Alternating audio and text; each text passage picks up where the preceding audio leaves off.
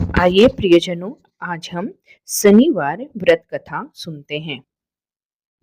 आज्ञा दी गुरुदेव ने, दीना शीस झुकाए, कथा कहूँ शनिदेव की, भाषा सरल बनाए। मैं श्री शनिदेव जी की कथा प्रारंभ करती हूँ। यह शनिदेव जो मन वांछित कार्यों को सफल बनाने वाले हैं तथा जिन्हें सकल नर नारी और 33 कोटि देवता योगेश्वर मुनीश्वर ध्यान लगाते हैं। आज मैं ये कथा तन मन से कहने जा रही हूँ, उसे आप भी सच्चे मन से ग्रहण करें। एक बार संसार में चारों ओर पूजे जाने वाले 9 ग्रह एक स्थान पर एकत्र हुए, परस्पर विविध प्रकार से वार्तालाप करने लगे। जब बात घूमती हुई उस स्थान पर आ पहुंची कि हम 9 ग्रहों में सबसे बड़ा और सर्वाधिक पूजनीय कौन देव है, तो प्रत्येक ग्रह देवता स्वयं को बड़ा कहने लगे। इस बात पर जब बहुत देर तक वाद विवाद होता रहा और कोई निर्णय नहीं हो सका, तो यह तय हुआ कि चलकर इंद्र से इसका निर्णय कराना चाहिए। अतः वह 9 के 9 ग्रह इंद्रदेव के समक्ष उपस्थित हुए। उन सब की बातें सुनकर इंद्रदेव भी सोच में पड़ गए, किसे छोटा कहूं और किसे बड़ा, किसकी श्रद्धा के पात्र बने और किसके कोप के भागी। अंत में सोच समझकर निर्णय न करते हुए वह बोले, मैं अल्प बुद्धि इस बात का निर्णय करने में असमर्थ हूं। मुझे तो आप सभी बड़े नजर आते हैं और मैं सभी का आदर सम्मान समभाव से करता हूं। इस पर 9 ग्रह संतुष्ट नहीं हुए और हठ करने लगे कि इसका निर्णय आपको अवश्य करना चाहिए। तब देवराज बोले, आप लोग मृत्यु लोक में जाइए, वहां एक अत्यंत न्यायप्रिय राजा विक्रमादित्य राज करता है। आप उनके पास जाइए, वह अवश्य आपका कोई न कोई उचित निर्णय कर देगा।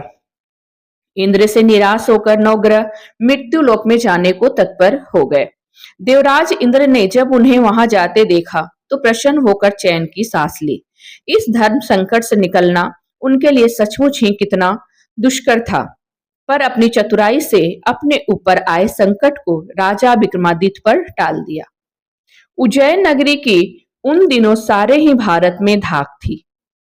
एक तो वहां का राजा विक्रमादित्य के दरबार में बड़े बड़े ज्ञानवान लोगों का सम्मेलन होता रहता था। दूसरे, उस न्यायप्रिय राजा के न्याय से उज्जैन नगरी के का सारे भारत में डंका बजता था। स्वर्ग में जब 9 ग्रहों का निर्णय ना हो पाया, तो वह अपने अपने विमानों पर आरूढ़ होकर मृत्यु लोक में आ पहुंचे। ठीक उस समय जब राजा विक्रमादित्य का दरबार ठसाठस भरा हुआ था, तब 9 ग्रह वहां जा पहुंचे। 9 ग्रहों को इकट्ठे देखकर विक्रमादित्य अपने सिंहासन से उठ खड़े हुए और सभी देवों को सम्मान पूर्वक आसन ग्रहण करने को कहा। किंतु राजा के सम्मान को किसी भी ग्रह देवता ने स्वीकार नहीं किया तथा विक्रमादित्य ने प्रश्नवाचक दृष्टि से उनकी ओर देखा तो बृहस्पति देव ने आगे बढ़कर दृढ़ स्वर में कहा, हे राजन, हम यहाँ पर तब तक आसन नहीं ग्रहण करेंगे जब तक कि आप हमारा यह निर्णय नहीं करेंगे कि हम लोगों में सबसे बड़ा कौन है। राजा अपने ऊपर आए इस धर्म संकट को देखकर पल भर को तो घबरा गए, परंतु शीघ्र ही उसने स्वयं को संभाल लिया। उसने अपने मन में एक युक्ति सोच ली। दरबार में छोटे छोटे आसनों की एक पंक्ति प्रवेश द्वार पर चली गई थी। राजा ने उन लोगों से कहा कि आप यहाँ पर आसन ग्रहण कीजिए और मैं सोचकर अभी अपना निर्णय करता हूँ। यह कहकर राजा अपने सिंहासन पर बैठ गया। सिंहासन के निकट ही जो आसन पड़ा था, उस पर भागकर बृहस्पति देव जा बैठे। उनके अगले आसन पर सूर्य देव जा बैठे। सूर्य के निकट ही चंद्रमा और फिर इसी क्रम में बुध, मंगल, राहु, केतु इत्यादि ने भी अपना अपना आसन ग्रहण कर लिया। पंक्ति में 8वें थे भार्गव, किंतु उसे भी संतोष था कि उनके बाद शनिचर बैठेंगे, किंतु आसन प्रवेश द्वार के समीप होने के कारण और सबसे अंत में होने के कारण शनिदेव उस पर नहीं बैठे। राजा विक्रमादित्य ने सोचा था कि जो ग्रह उस अंतिम आसन पर बैठेगा वह उसी को विनय और दयाशील के आधार पर बड़ा कह देंगे, पर वहां तो बात ही दूसरी हो गई। शनिदेव अति क्रोधी और विकट स्वभाव के देवता हैं। जब वह नहीं बैठे तो आठों ग्रह खिलखिलाकर हंस पड़े। अपना इस प्रकार से अपमान होते देखकर शनिदेव की आंखें क्रोध से लाल हो गई और भुकेटी तन गई। क्रोध से कांपते हुए बोले, राजन, मुझसे बैर लेकर तुमने अच्छा नहीं किया। क्या समझकर तुमने मुझे इस प्रकार से अपमानित करना चाहा है और क्यों मुझे तले बिठवाना चाहा है। चांद ग्रह का प्रभाव 2.25 दिन रहता है और सूर्य, शुक्र और बुध का प्रभाव केवल आधा मास, सोम और मंगल 2 मास और गुरु 13 मास, राहु और केतु 18 मास रहते हैं, जबकि मैं 7.5 वर्ष तक रहता हूं। इसलिए हे राजन, अब तू सावधान हो जा। तूने जो अपमान किया है इसका दंड तुझे अवश्य मिलेगा। राजा के कुछ दिन तो आराम से बीते, लेकिन शीघ्र ही शनिदेव की कोप दृष्टि फिरी और राजा पर 7.5 आ गई। उन्हीं दिनों एक व्यापारी कुछ घोड़े बेचने के लिए उज्जैन नगरी में आया। सुंदर सुंदर घोड़े देखकर राजा का जी ललचा गया। राजा ने उन्हें खरीदने का आदेश दिया। घोड़ों में एक घोड़ा भंवर नाम का था।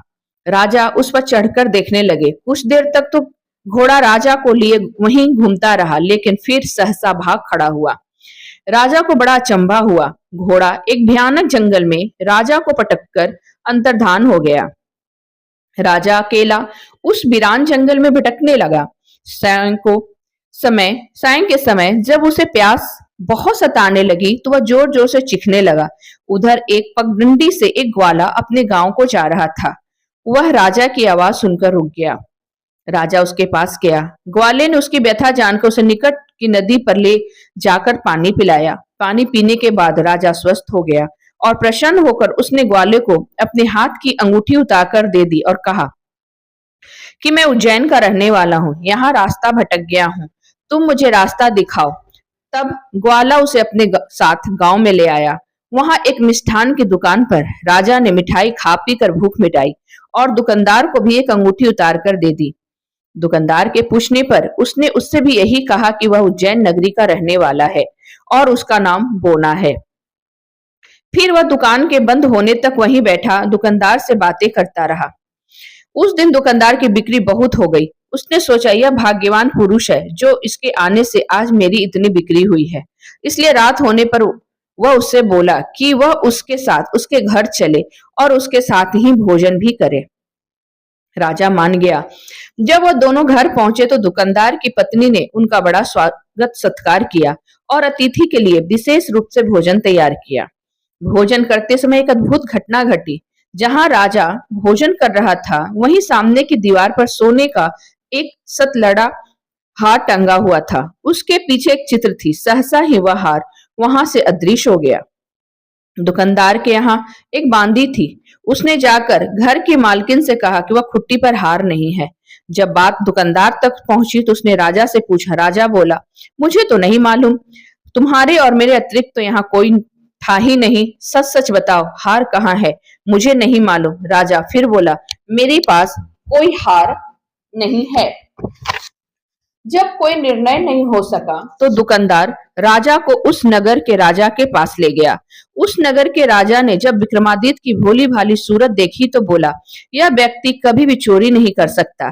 और यह कहकर उसने विक्रमादित्य को छोड़ दिया। विक्रमादित्य जब उस नगर में यूं ही इधर उधर भटक रहा था, घूम रहे थे, तब उस नगर में एक तेली ने उससे कहा कि वह उसके यहाँ काम कर ले तो वह उसे रहने को स्थान और खाने को सामग्री भी देगा।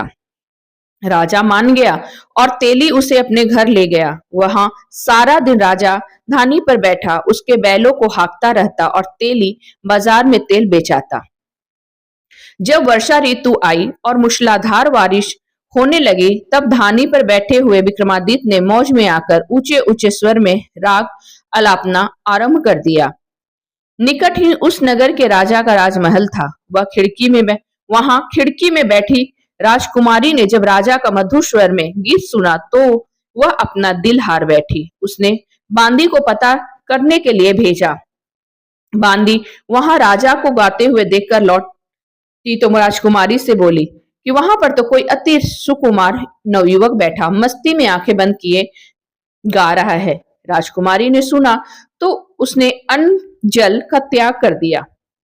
रात को रात तक जब उसने कुछ नहीं खाया तो रानी ने आकर उसे समझाया, पर वह बोली कि वह तो उस गाने वाले से ही शादी करेगी। रानी ने जाकर राजा से कहा कि राजकुमारी एक तेली पर मोहित हो गई है और उससे ब्याह रचाना चाहती है। राजा ने सुना तो बहुत क्रोधित हुआ। उसने तेली के घर से विक्रमादित्य को बुलाया और उसके हाथ काटकर जंगल में फिकवा दिए। यह बात जब राजकुमारी को पता चली तो वह और भी अपनी बात पर दृढ़ हो गई। बोली, मैंने तो अब उसी को वर लिया है, वह चाहे कैसा भी हो उसी से विवाह करूंगी। बेटी की हट देखकर लाचार हो राजा ने दोबारा विक्रमादित्य को नगर में बुलवाया और उससे राजकुमारी का मामूली ढंग से पानी ग्रहण कराया और एक साधारण मकान में दोनों को बसा दिया। दोनों वहीं रहने लगे। एक दिन जब विक्रमादित्य सोया था तो स्वप्न में उसे शनिदेव नजर आए। विक्रमादित्य ने उनके सामने नमस्कार किया और क्षमा याचना की। शनिदेव ने उसे आशीर्वाद दिया और बोले, अब तुम्हारे साढ़ी साथी खत्म हो गई है। राजा बोले, मुझसे जो गलती हुई है उसके लिए मुझे क्षमा कर दीजिए। शनिदेव ने मुस्कुराकर उसे आशीर्वाद दिया और राजा के दोनों बाजू दोबारा निकल आए। राजा ने अपनी पत्नी राजकुमारी को रात को जगाया नहीं। वह रात को उसके गले में अपनी बाहें डालकर सो गया। सुबह राजकुमारी की आंखें खुली तो उसने अपनी गर्दन पर बाहें पड़ी देखी तो वह चौंक कर उठ बैठी। लेकिन शीघ्र ही विक्रमादित्य ने जागकर उसको सब बातों से अवगत करा दिया। जब वहां के राजा को यह बात मालूम हुई तो वह भागा भागा आया और उस अपंग को फिर से स्वस्थ देखकर चकित रह गया। उसको भी विक्रमादित्य ने यही कहा कि यह सब शनिदेव की कृपा का फल है और विक्रमादित्य ने अपना वास्तविक परिचय भी उस राजा को दिया और सारा किस्सा विस्तार से सुनाया। सुनते ही राजा विक्रमादित्य के चरणों में गिर गया और क्षमा याचना करने लगा। बस यह खबर शीघ्र ही सारे नगर में फैल गई। दुकानदार को जब यह खबर मिली तो वह भागा भागा आया और विक्रमादित्य के पांवों पर लौटने लगा। विक्रमादित्य ने उसे उठाकर आसन पर बिठाया और कहा, तुम घर जाकर उसी खुटी पर देखो, हार टंगा होगा। और सच ही दुकानदार ने देखा, हार टंगा पाया। राजा ने नौकरानियों के साथ लश्कर समेत विक्रमादित्य को विदा किया। राजा विक्रमादित्य जब राजकुमारी को लेकर अपनी नगरी उज्जैन लश्कर समेत पहुंचा तो सारी नगरी में उत्साह छा गया।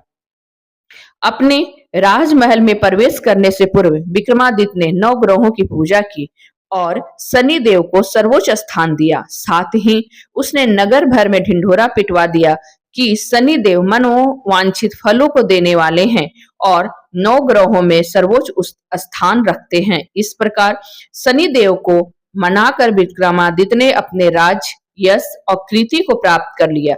बोले श्री शनिदेव की जय। बोलो श्री नवग्रहों की जय।